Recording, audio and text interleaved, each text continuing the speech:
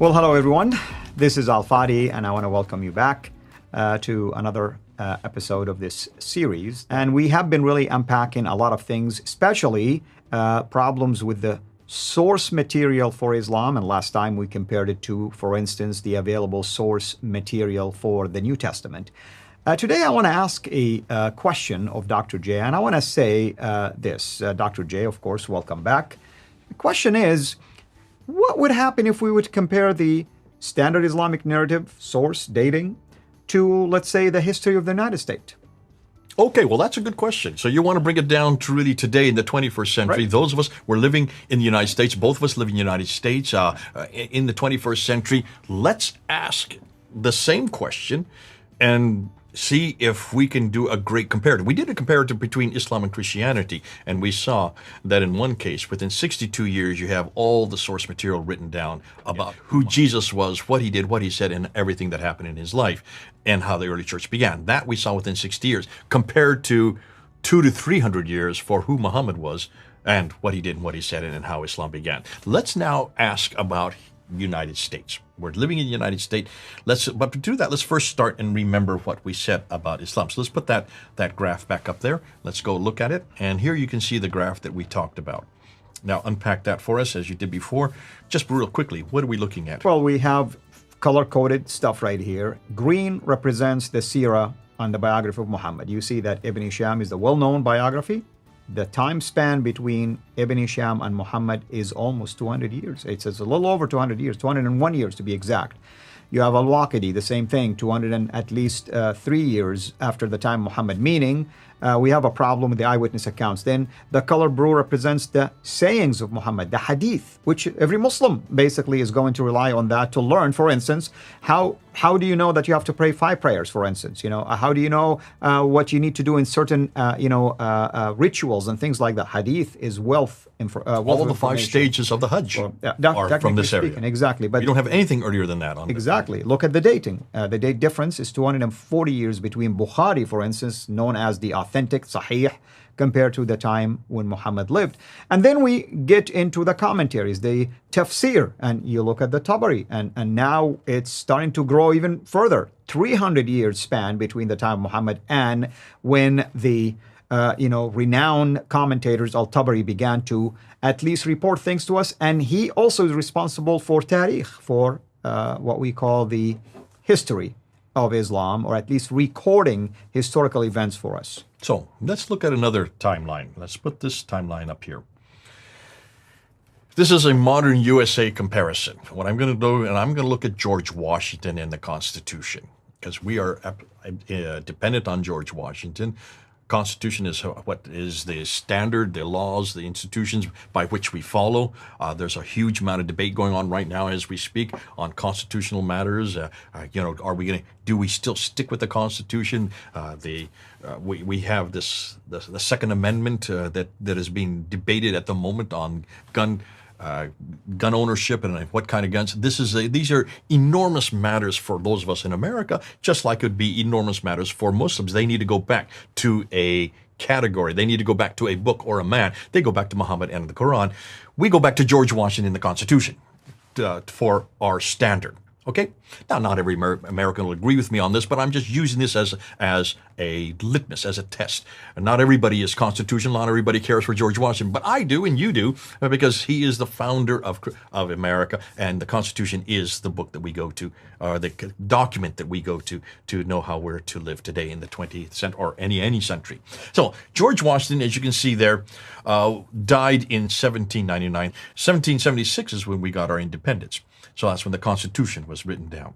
Now, if we were to apply what Islam has for their book and their man, we're looking at our book and our man for United States. Right, and 23 years span. What an amazing thing, isn't it? So, that's right. What about his biography? So first, if we were to use the same category, the same time span, 201 years, as you noticed when we looked at the first graph, that means that we would not get the biography of Washington until 2000 AD. We're now in 2021. That means the biography of Washington would not have been written down, would not have existed except for 21 years ago, until 21 years ago.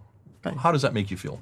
Well, I mean, I'll start to question everything about what Washington did or said, or if even he was responsible for the Constitution or for anything else related to the early history of the U.S. I mean, Okay, so Joe Blow was the one that wrote the Yeah. the life of Washington. Joe Blow says this is what Washington did. He cut down the cherry tree. He crossed the Potomac River. All these things we know about what he did are written by Joe Blow in 2080, 21 years ago. The first thing I would question is, I would say, Joe Blow, first of all, why are you writing this? Why is it taking you 201 years? Where do you get your sources from about what Washington did? That would be the first question I ask, right? that's right. And Joe Blow will say, "Oh, I was fascinated by his character." I would also like to know what Washington said. So that's his biography. That's bad enough. It's only been out for 21 years. There'd be a huge rush on getting his biography. But then we get to the Hadith of Washington.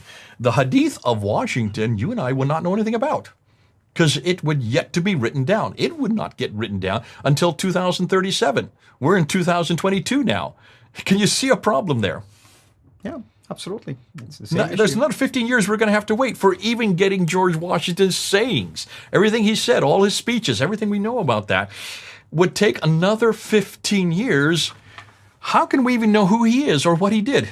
Let alone means what he that- said. Yeah, which means you and I will be part of that isnad, or the chain of narration, because we will start saying, "Oh, I heard my father tell me this, my grandfather tell me this," and somebody's collecting them so far. And then we have one more genre. And this is the U.S. history and the Constitution. That would not be written down until 2090. That's another 70 years. We'd have to wait another 70 years before we can get our Constitution. How can we have constitutional lawyers? What do we do with the Supreme Court? All the Supreme Court is there to guard the Constitution, are they not? What would the Supreme Court use? Because they would not even know what it is or even what they're supposed to go to for another 70 years. Can you see a problem here? Absolutely. I think people now are starting to get the message, understand what is the point of this comparison that you're making. The point of the comparison is Muslims, and I'm talking to Muslims now, you need to see how damaging this is. You have always assumed that we're going to listen to you because you keep on telling us, Muhammad said this, Muhammad did this, I'm to say this, I'm to do this. I understand that. You do need a paradigm. You do need a model. You do need someone to follow. You do need to do what he did and what he said. And you've always told me that these are authoritative, and I've always believed you. So is Al-Fadi. He grew up believing you. But now we're saying, hold on a minute, you've got a problem here. Looking at this graph, when we realize that those of us who are Americans, what Washington did and said, not that we follow what Washington did and said, but we want to know who the founder of our country is, what he did and what he said. If that didn't even begin to get written down for 15 years ago, and yet we have to wait another 15 years for it to even know what he said, we're going to have to wait 70 years to even know what our Constitution is. We would be in a dilemma in the 21st century, really supporting our founder. And let's use this comparison. I mean, let's say when I came to Christ and left Islam, it is these kind of datings that were important for me when it comes to the dating of the Bible and the dating of when Jesus lived, when was he, the resurrection took place, and so on and so forth. And let's say now an immigrant comes to the U.S. and sees this debate about the Constitution. They're going to go and look at the sources, right? I mean, they say, why is everybody debating this? And what are they basing their assumptions on, or their assertions on, or their evidence on? If they see a gap like this, they may make a decision and say, well, I see the point of those who are rejecting the Constitution because you don't have evidence to back it up. But the minute they see enough evidence to back up, historically speaking, the 1776 independence, the 1799 life of George Washington, and then other presidents after that, and so on and so forth, they're going to see that at least the history of the United States is standing on something. What about the 1620, for instance, and the Pilgrims, and all that kind of stuff? That's a huge deal. But if you don't have anything to back it up with, I was at Plymouth, by the way, the other day, and I looked at the rock, and I saw the date, and I saw the place, and I saw many things. To me, that's tangible evidence that supports things like this. If you want to find out what the Constitution is, you would not ask for an oral tradition of what people think it said. You want to see the Constitution.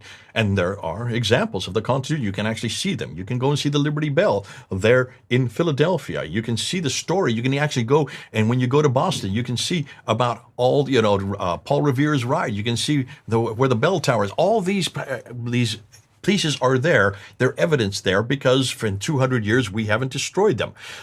if we demand that of George Washington and of our Constitution, that we want to see the evidence, I would suggest that Muslims must demand the same thing of Muhammad and everything he did and everything he said, and certainly the city where he lived. I would ask that they demand that. I would listen. We demand that of Christianity. We want to see where Jesus was born. We want to see in Bethlehem. We know that city exists. We want to see where he grew up in Nazareth. That we know that exists. We want to see where he died in Jerusalem. We want to even see where the hill Golgotha is. These are the things we demand of Jesus Christ, and we're talking about 2,000 years ago. Muslims, therefore, must also demand the same thing, because I'm going to demand it. If they really do want us to believe in this guy named Muhammad, if they really want us to believe in how Islam began, if they really want us to believe in this book called the Quran, and they really want us to believe in this place called Mecca, then prove it from the 7th century. Show me at least any of these from that century. We've done, you can see the problem with just a simple graph with George Washington. We showed you also with this, comparing Christianity and Islam and our sources. Now I demand that of Islam. You've heard the man. Till next time, have a blessed day.